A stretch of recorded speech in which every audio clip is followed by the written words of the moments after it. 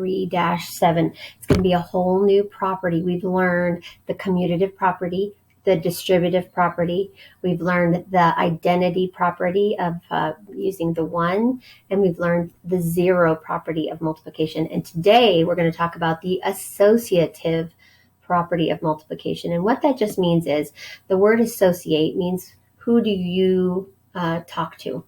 So you can have 3 friends. There could be 3 people, right? And you're friends with this person and this person. So you can hang out with this person and still be friends with this person, or you can hang out with this person and still be friends with this person. So everyone's still a friend. They just associate with each other in different ways. So we're going to talk about how those numbers in a multiplication problem associate with each other and how we can still solve a multiplication problem even if we have 3 numbers in there. So we are on page 146 in your book, and I'm going to go ahead and let you get open to page 146, and I'm going to pull up our slideshow for today.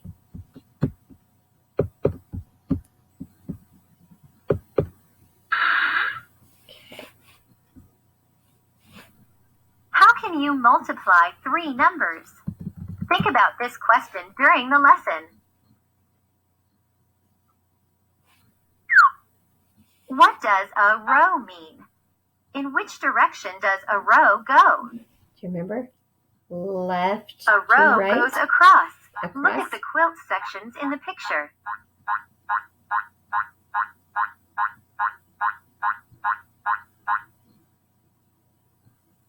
How many rows are there in each quilt section? Okay, in each section. See how it's green? There are 2 rows in each and quilt then yellow section. and then green. 2 rows in each section. How many factors are in this quilt example? Okay. There are 3 factors in this example. There are 3 sections, each containing 2 rows of 4 squares. Drew has to join 3 sections of a quilt. Each section has 2 rows with 4 squares in each row. How many squares in all are in these 3 sections? What are the 3 factors you should use? The 3 factors are 3, 2, and 4. You can multiply to find the total for an array.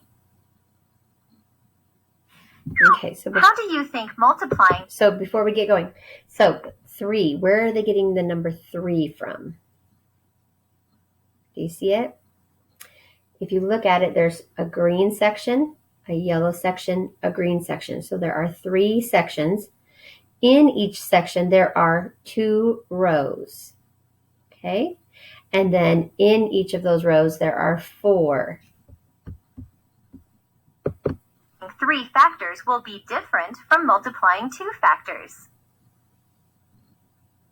When you multiply 3 factors, you will have to multiply twice. When you multiply 2 factors, you have to multiply only once. One way to solve this is to find 3 times 2 first. By grouping 3 times 2, you get 6 rows with 4 squares in each row. What is the answer? Select your answer. So if we're skip counting by 6, 6, 12, 18, 24.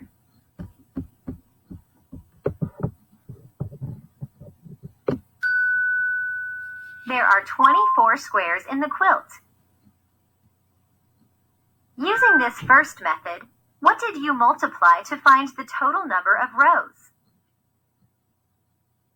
You multiply the 2 rows in each quilt section by 3 quilt pieces.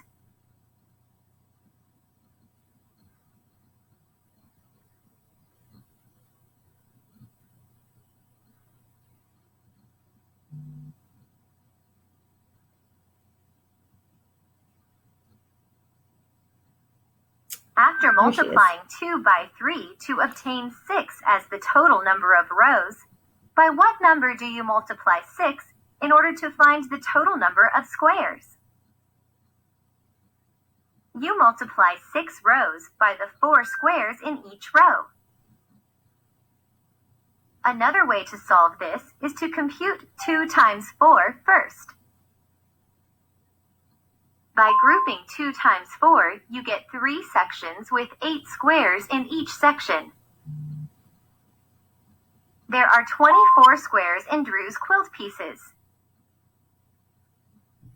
Using this second method, what total did you find? When you multiply 2 times 4, you find the total number of squares in one quilt section. Then what total do you determine when you multiply 3 times 8? When you multiply 3 times 8, you determine the total number of squares in 3 quilt pieces. What property says that you can change the grouping of the factors and the product will be the same? The associative grouping property of multiplication says that you can change the grouping of the factors and the product will be the same. You know now how to multiply with 3 factors. How would you multiply 5 times 6 times 7? Try it yourself.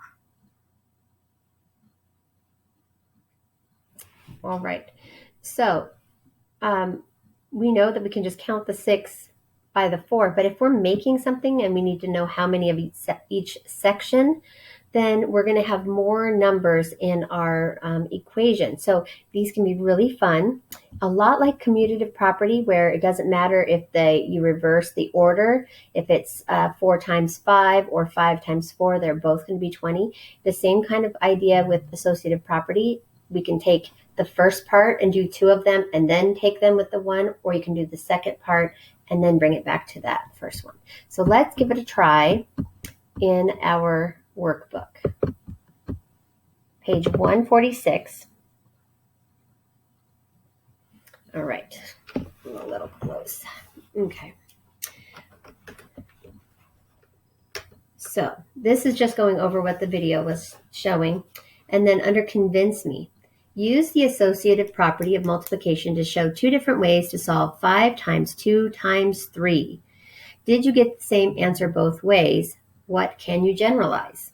All right, so we're going to write down 5 times 2 times 3. And I'm going to do 2 different ways. I'm going to draw a line. So the first way is going to be, I'm going to draw parentheses around a 5 times 2. In math, anything in a parentheses you solve first. Okay, so we have 5 times 2 equals 10. And now we take the 10 and we multiply it by the 3. 10, 20, 30. Okay, let's try, go ahead and get that written down.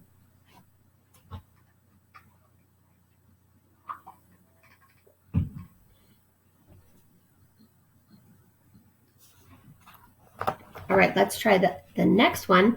Still 5 times 2 times 3, but this time I'm going to put the parentheses around the 2 and the 3. We always solve anything inside the parentheses first.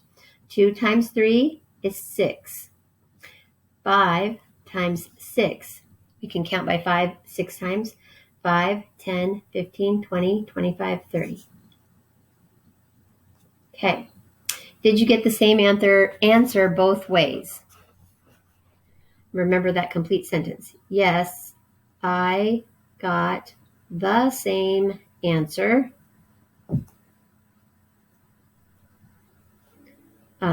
both ways. And it says, what can you generalize? So that means it doesn't matter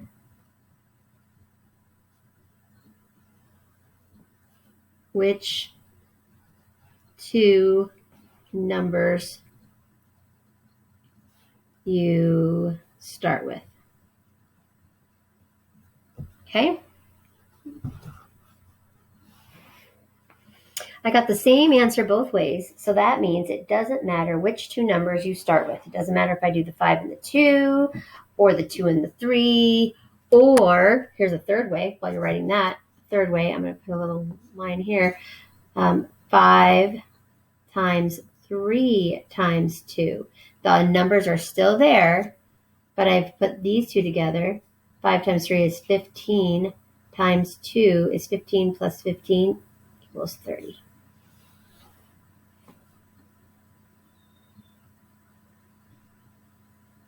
All right, go ahead and press pause so you can get this written down. All right, and then we're going to go to the guided practice at the top. Number 1, Sarah has 4 pages of stickers in an album. Each page has 3 rows with 2 stickers in each row. How many stickers are in Sarah's album? You may use objects to help. Okay, so basically one of her pages has 3 rows with 2 stickers on it. There's row 1, 2, 3. And she has 4 of these times 4 pages. Okay, so the problem we would write is 4 times 3 times 2. And I can do it like this, equals 4 times, parentheses, 3 times 2. 3 times 2 is 6. 4 times 6 is 24 stickers. Don't forget to label it. That'll be good practice for your ISAT. I made a mess of that T, didn't I? Oh, stickers. Okay. Go ahead and pause if you're still writing. Number 2, Billy concludes the product of, conclude means he gets to the end of it to solve. 2 times 3 times 5 is not equal to the product of 2 times 3 times 5. Okay, he says that 2 times 3 times 5 is not going to have the same answer as 2 times 3 times 5. Is Billy correct? Okay, so if we do 2 times 3 times 5, 2 times 3 is 6, times 5 is going to equal 30, right? Okay, and then if we do 2 times 3 times 5, that's going to equal 2 times 15. 15 plus 15 equals 30. Okay,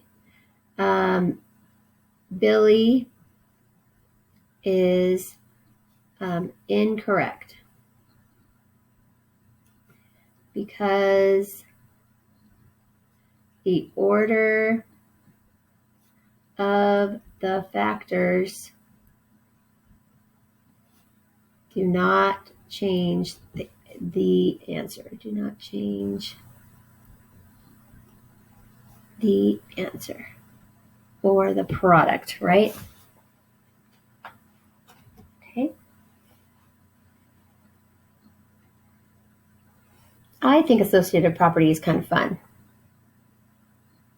I don't know why, but it's just kind of fun to me. All right, so we've got number 1 and number 2 done. Make sure you have everything written there. Go ahead and pause right now if you need to, because we're going to move on to 3 through 6. All right, in 3 through 6, use the associative property of multiplication to find the missing number. You may use objects or draw a picture to help. Okay, so I always answer the things that are in the parentheses first. So 2 times 4 times 2 is equal to 2 times 4, putting the parentheses here, times what number? And we have to have all the numbers represented. 2 times 4 times 2. 242, 242. In this one, you're going to be doing 2 times 8 equals 16. And this one, you're going to be doing 2 times 4 is 8 times 2 is 16.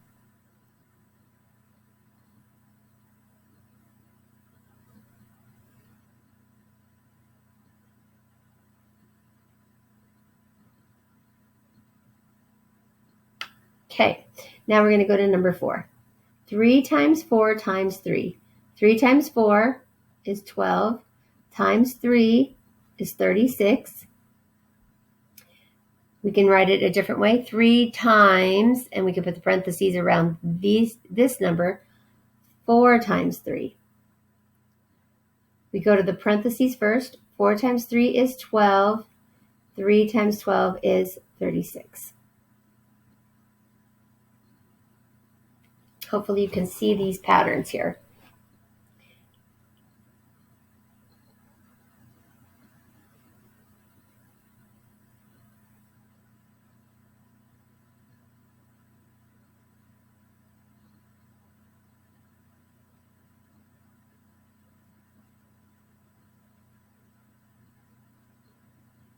All right, we should be ready. 2 times 2 times 3 is equal to 2 times 2 times what? So 2 times 3 is 6 equals 12. 2, 2, 3. 2, 2, 3. 2 times 2 is 4. 4 times 3 is 12. It doesn't matter which order you put these factors in as long as you multiply them all.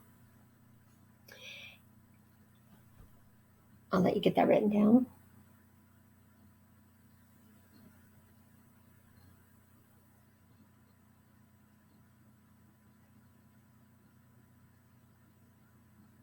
All right, let's go to number 6. 3 times 2 times 4. 3 times 2 is 6 times 4. 6 times 4 is 24. This is equal to 3, 2, 4, blank 2, 4. This should be a 3. Then that should be 8 times 3 equals 24. Are they both? They're both 24.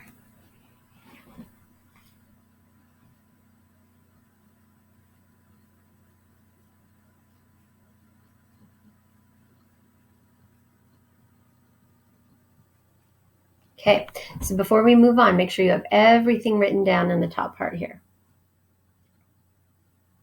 Go ahead and press pause if you need a little time. Okay, we are on to our independent practice. So we're going to be doing the odds today. We've got 7, 9, 11, 13, 15, and 17 on the front. Okay, so in 7 through 12, use the associative property of multiplication to find the missing number. You may use objects or draw a picture to help.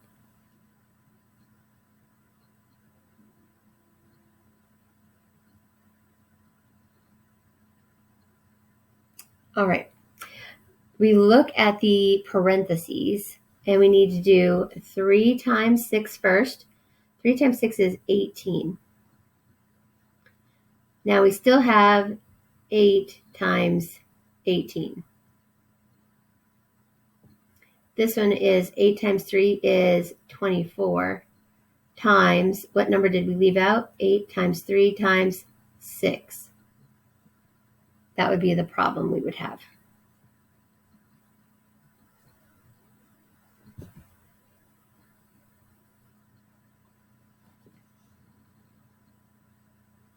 Okay, 5 times 7 times 2, 5 times 7 times 2. 7 times 2 is 14, so 5 times 14 is equal to 35 times 2. Now we don't have to solve, we just have to get the equation.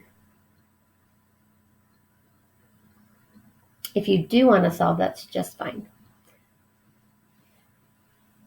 All right.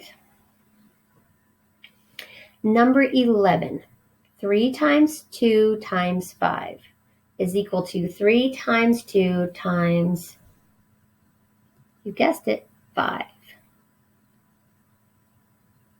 2 times 5 is 10. 3 times 10. And 3 times 2 is 6 times 5. They're both 30.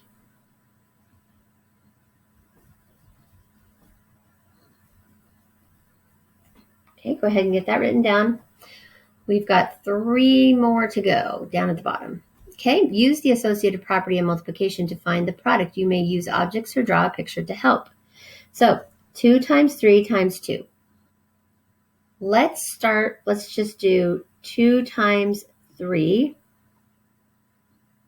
is equal to 2 times 3 times 2. You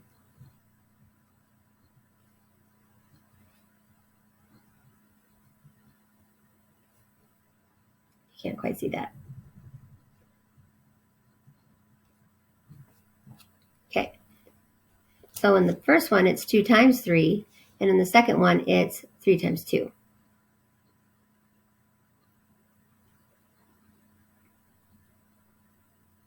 Okay, number 15, 2 times 6 times 2. I can put my parentheses around the 6 and the 2, and that turns it into 2 times 12.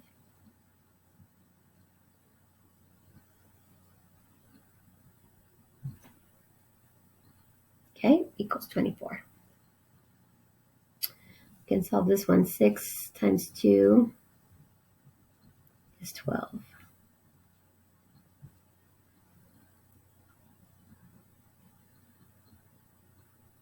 All right, are you with me? Is this making sense at all? I know it's another new property, but you're going to get used to it. And now after this lesson, you can do your IXL when it does the associative property. All right, 5 times 2 times 2. I think counting by 5s is easier, so I'm going to put my parentheses around the 2 times 2, which makes this 4. 5 times 4 is 20. All right, make sure you have these 6 written down before you turn the page. So go ahead and hit pause right now if you need some more time. And then we're going to head back here. All right, let's circle number 19, number 21, number 23, and number 25. Okay? All the odds today. 19. There were seven mockingbird nests at the park. What is the greatest number of eggs there could be at this park? What is the least number of eggs there could be? Okay? It says that they lay 3 to 5 eggs. So, what says there? What is the greatest number of eggs there could be at the park? Okay. If there's 7 groups of, and what's the highest number here? At the high end, it's 5. At the low end, it's 3. So it says, what's the greatest number? 3 times 5 equals 35 eggs. Or the least number of eggs would still be 7, because we've got 7 mockingbird nests, times the lowest number, 3, equals 21. Okay, this is the most, that's the least. Okay, go ahead and get that written down.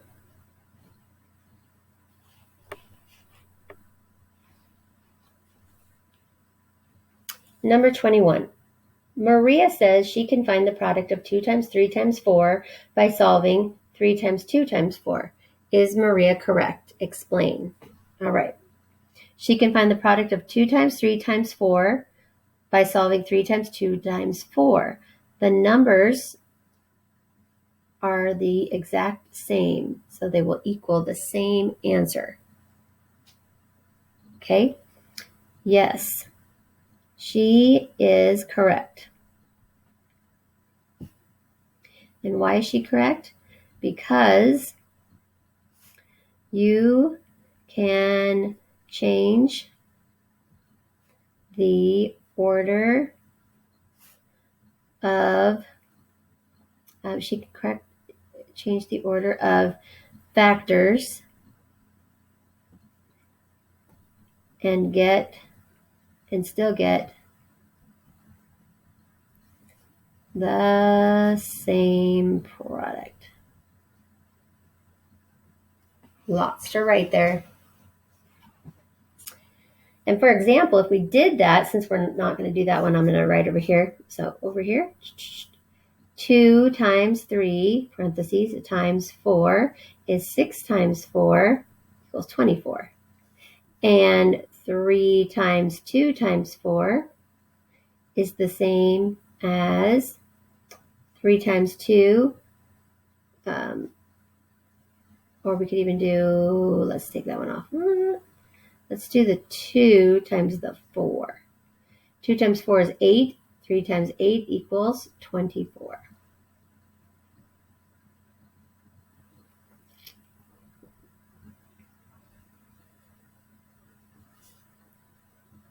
Okay, we're not going to have this. This is just the outside. We're not going to have this one here.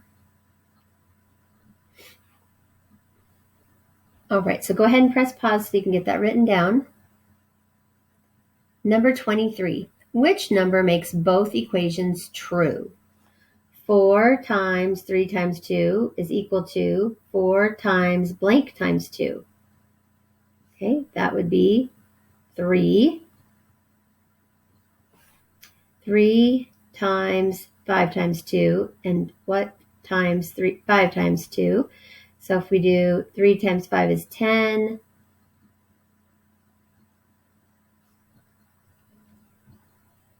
Where are we at? 10 is equal to, and this was 6. We need to have the 3 written here. Okay, so which number makes both equations true? 3 makes both true. 3 is the one that makes both true because we can change the order. It just doesn't eliminate the numbers. 3, 5, 2, 3, 5, 2. 4, 3, 2, 4, 3, 2.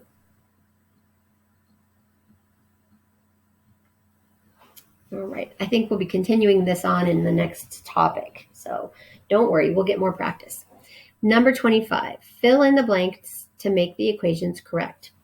7 times 2 times 3 is equal to 7 times 2 times 3.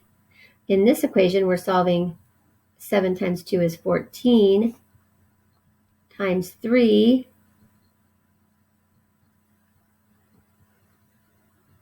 42, and 7 times 2 times 3 is 7 times 6 equals 42. 7 times 2 is 14 times 3 equals 42.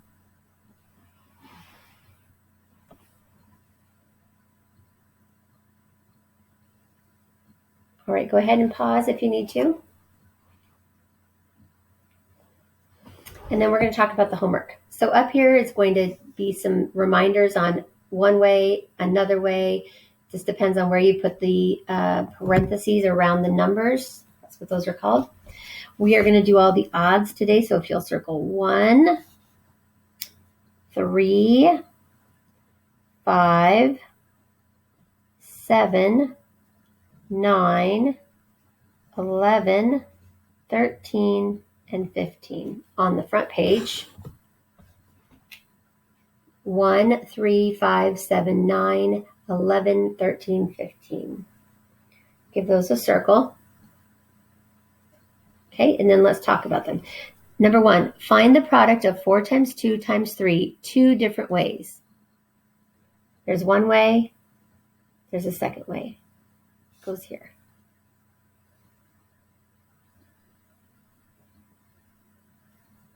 Number 3, 2 times 3 times 5. How do we solve that one? 4 times 2 times 7. You can change it around.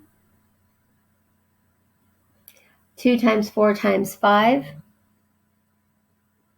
Put your parentheses around the first part or the second part. 9 times 1 times 5. 6 times 1 times 5. 4 times 2 times 6. And 2 times 2 times 5. All right, now we're going to go to the back. We're going to do number 17, which says, Mrs. Stokes bought 3 packages of fruit juice. Each package has 2 rows with 6 boxes in each row. How many boxes of fruit juice did Mrs. Stokes buy? Use equations to solve. You've got your 3 packages with 2 rows in each package and 6 in each row. How would you make your equation and then solve? Number 19 says, Matt has a block. He uses one of the flat surfaces of the block to trace a triangle. What type of solid figure is Matt's block? He has a block. He uses one of the flat surfaces of the block to trace a triangle. What type of solid figure is Matt's block? Think about that one. And then number 20, oh, we got 21. Oopsie, I almost skipped it. 21. Amy has 3 bags of marbles and Ron has 2 bags of marbles. There are 6 marbles in each of their bags. How many marbles do they have in all? Show how you know. Okay, so you have 3 bags and 2 bags, and there are 6 in each of the bags. All right, and then the next one, 23. 8 times 2 times 4 will be equal to blank times 4. 8 times 2 times 4 is going to equal what? You'll write in your answer too. All right, so we're just doing the odd ones today. Again, that is 1, 3, 5, 7, 9, 11, 13, 15 on the first page. And on the second page, we're doing 17, 19, 21, and 23. All right.